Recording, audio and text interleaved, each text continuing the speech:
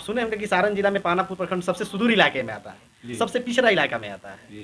तो मैं ये चाहता हूँ कि पानापुर प्रखंड का सजोरा पंचायत जो है, हम चाहते हैं कि इस पंचायत को इस तरीके से विकसित किया जाए कि ये जो एक ठप्पा लगा हुआ है हम लोगों के प्रखंड के ऊपर, खास करके पंचायत के ऊपर, इससे कहीं ना कहीं जो है लोगों को निजात मिल सके और कोई ये ना कहे कि पानापुर प्रखंड सबसे पिछड़ा हुआ है और वहाँ का सजोरा पंचायत सबसे ज़्यादा पिछड़ा हुआ है। हम चाहते हैं कि सारण जिला ही नहीं, हम तो चाहते हैं कि बिहार के सबसे एक नंबर का पंचायत बन जाए सजोरा पंचायत।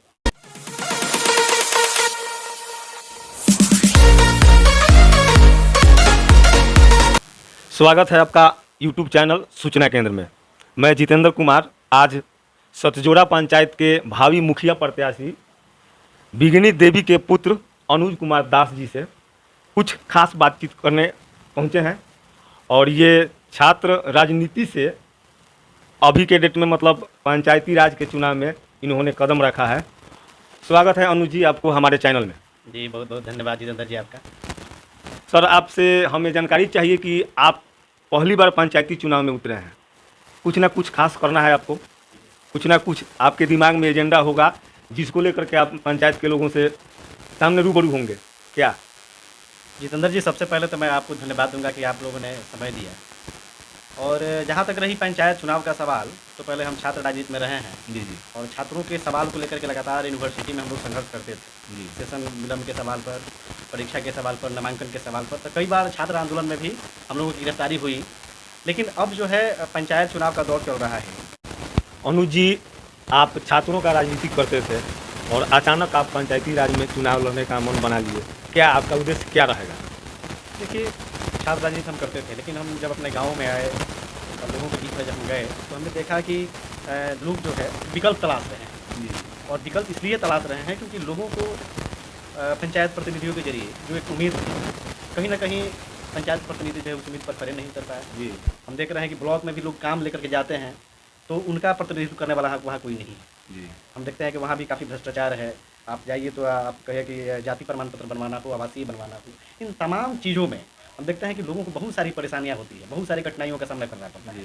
तो हम वही देखे कि लोग जो है एक विकल्प ढूंढ रहे हैं, तो हमने वही प्रयास किया कि हम जो है लोगों के विकल्प को पूरा करें। यही सोचकर मतलब आपका मानसिकता ये है कि हम लोगों का परेशानी जो भी है जी बिल्कुल, उसको हम दूर करेंगे। जी बिल्कुल, हमारा वही प्रयास है कि पंचायत की जनता की जो समस्या है उस समस्या के समाधान के लिए हम पंचायत चुनाव में कदम रखने जा रहे हैं। मेरी माँ चुनाव लड़ रही है। चलिए ठीक। अनुज जी, आपका बैकग्राउंड बहुत कमज़ोर है मेरे जानकारी के अनुसार, और पंचायती चुनाव में बहुत ऐसे कैंडिडेट होंगे जो धन के बल पर चुनाव लड़ने की मतलब तैयारी में है, पैसों की बल पे चुनाव निकालने के मुंड में है। उस स्थिति में आप क्या करेंगे? देखिए, जहाँ तक चुनाव में धन बल का प्रयोग का बात रहा, तो मुझे तो लगता है कि जनता उस प्रकार की नहीं है पंचायत में। जी जी। और लोग जो है कभी भी किसी से पैसा नहीं लेते हैं, पैसा दलालों के पास जाता है और आम जनता इसके लिए दोषी नहीं है। आम जनता कभी भी पैसा नहीं लेती है, पैसा को वोट नहीं देती है। और पंचायत की जो आम जनता है वो कभी भी काऊ नहीं है, कहीं की जनता भी काऊ नहीं है, मेरे सवाल। और रही दूसरी बात मेरे बैकग्राउंड की, तो मेरा बैकग्राउंड तो बिल्कुल ऐसा नहीं है। मैं गाड़ी में तेल डालने के लिए भी सक्षम नहीं हूँ। लेकिन कहीं ना कहीं पंचायत की जो जनता है वो हमारी सभी व्यवस्था की है, उनको हमारे ऊपर भरोसा है कि ऐसे लोग अगर चुनाव जीत करके आते हैं तो निश्चित रूप से हमारे समस्याओं का समाधान करेंगे। तो कहीं ना कहीं लोगों का भरोसा है, लोगों का प्यार आशीर्वाद मेरे साथ बना हुआ है, इसलिए मैं चुनाव में शिरकत कर रहा हूँ। चलिए, मतलब लोगों के विश्वास पर आपको खरा उतरना है और लोगों ने आपके ऊपर जब विश्वास किया है तो मतलब उनके साथ भी आपका पूर्ण रूप से समय देना होगा और उनके साथ ही रहना जी होगा। बिल्कुल बिल्कुल। और एक बात साथ में ये भी कहना है, जैसे आप भूल गए कि चुनाव धन बल का रह गया है, तो मैं चाहता हूं कि इस तरीके की संस्कृति जो विकसित हो रही है चुनाव में, कहीं ना कहीं यह लोकतंत्र के ऊपर खतरा है और लोकतंत्र के लिए कहीं से भी बेहतर नहीं है। और दूसरा चीज़, हम चुनाव इसलिए लड़ रहे हैं, हम चाह रहे हैं कि जो योग्य व्यक्ति हैं, योग्य व्यक्ति अगर चुनाव में नहीं आएंगे तो आयोग लोग शासन करेगा, आयोग व्यक्ति चुनाव जीत करके आएगा। तो हम वही चाहते हैं कि हम चुनाव से तमाम युवाओं को भी संदेश देना चाहेंगे कि चुनाव की जो संस्कृति है, इसको धन बल के ऊपर जो इसको उधर ले जाना चाहते हैं लोग, हम चाहते हैं कि चुनाव में ईमानदार लोग जीत करके आए, शिक्षित व्यक्ति जीत करके आए, जो जनता का काम करे, ऐसे व्यक्ति जीत करके आए। तो हम चाहते हैं कि इस संस्कृति को ख़त्म करके और पंचायत में कहिए कि अच्छे लोग जीत करके आए, ऐसा मैंने हम विकसित करना चाहते हैं। देखिए, हमें जहाँ तक पता है कि लोगों जितने भी मतलब बहुत ऐसे कैंडिडेट हैं कि चुनाव के पहले पैसा बांटते हैं, साड़ी बांटते हैं। यहाँ तक कि आपके आसपास के पंचायत में मुझे पता है, इसके पहले भी मैंने सोशल मीडिया के माध्यम से देखा था कि बहुत ऐसे प्रत्याशी हैं जिन्होंने पायल दिया था, साड़ी दिया था। ऐसा आपके दिमाग में कुछ नहीं है कि हम क्या करेंगे अगर हमारा जो प्रतिद्वंदी है, अगर वो इस प्रकार का कदम उठाता है तो हम लोगों को मतलब कैसे जागरूक करेंगे कि ये गलत है? देखिए, हम जिस तरीके से पंचायत का दौरा कर रहे हैं और लोगों का जो जन समर्थन हमें मिल रहा है, जी। उससे तो बिल्कुल मुझे ऐसा नहीं लग रहा है कि कोई भी कैंडिडेट अगर चाहे कि हम धन का प्रयोग करके या किसी को कुछ दे करके चुनाव के समय उनका वोट हासिल कर लें, तो इस तरीके से मुझे नहीं लग रहा है कि पंचायत की जनता करने जा रही है। अनुज जी, पंचायत की जनता अगर आपको मुखिया बनाती है और आप मुखिया बन के अपने पंचायत में आते हैं, तो आप अपने पंचायत की जनता के लिए और अपने पंचायत के लिए क्या मतलब कुछ किस नज़र से आप अपने पंचायत को मतलब विकसित करना चाहेंगे और आप अपने पंचायत को कैसा बनाना चाहेंगे? देखिए जितेंद्र जी, अगर मेरी माता चुनाव जीत करके आती है, लोगों का अगर समर्थन मिलता है, तो सन 1975 से यह प्रावधान है कि प्रत्येक वार्ड में वार्ड सभा का गठन हो और ग्राम सभा की मीटिंग के दौरान पहले वहाँ की समस्या जानी जाए।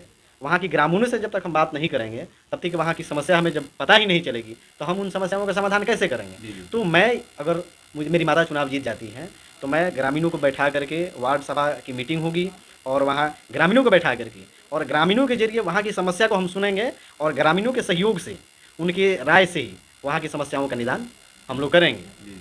और दूसरी चीज़, जहाँ तक रही बात अपने पंचायत के विकास की, तो आप सुने होंगे कि सारण जिला में पानापुर प्रखंड सबसे सुदूर इलाके में आता है, सबसे पिछड़ा इलाका में आता है। तो मैं ये चाहता हूँ कि पानापुर प्रखंड का सतजोरा पंचायत जो है, हम चाहते हैं कि इस पंचायत को इस तरीके से विकसित किया जाए कि ये जो एक ठप्पा लगा हुआ है हम लोगों के प्रखंड के ऊपर, खास करके पंचायत के ऊपर, इससे कहीं ना कहीं जो है लोगों को निजात मिल सके और कोई ये ना कहे कि पानापुर प्रखंड सबसे पिछड़ा हुआ है और वहाँ का सतजोरा पंचायत सबसे ज़्यादा पिछड़ा हुआ है। हम चाहते हैं कि सारण जिला ही नहीं, हम तो चाहते हैं कि बिहार के सबसे 1 नंबर का पंचायत बन जाए सतजोरा पंचायत। मेरा लक्ष्य वही है जितेंद्र जी कि हम चाहते हैं कि हमारा जो पंचायत है वह स्मार्ट पंचायत हो, सबसे स्मार्ट पंचायत हो। मेरा वही उद्देश्य है कि पंचायत को सबसे अगले पंक्ति में, सबसे अगले कतार में लाया जाए। यहाँ तमाम जो तरह की जो सुविधाएं हैं वह जनता को प्रदान हो और मेरा पंचायत जो है वो स्मार्ट पंचायत बने, यही मेरा उद्देश्य है। और मैं मुखिया नहीं, मैं एक वर्कर के रूप में काम करूँगा। तो पंचायत की जो एक आम जनता है उनको लगे कि हमने मुखिया चुना है, मालिक नहीं। और कोई भी जनता जो है मुझसे निधर का कर कोई भी सवाल मुझसे करे और मैं उन समस्याओं का समाधान करूं, बस मैं यही चाहता हूं। बहुत बहुत धन्यवाद अनुज जी। मेरी कामना है, शुभकामना है कि आप मुखिया बने और जनता जिस प्रकार से आपको देखना चाहती है, जनता के नज़रों में खरा उतरें। मैं इसके लिए मतलब शुक्रगुजार हूं जो कि आपने कीमती समय दिया, और मिलते हैं अगले वीडियो में। तब तक के लिए नमस्कार।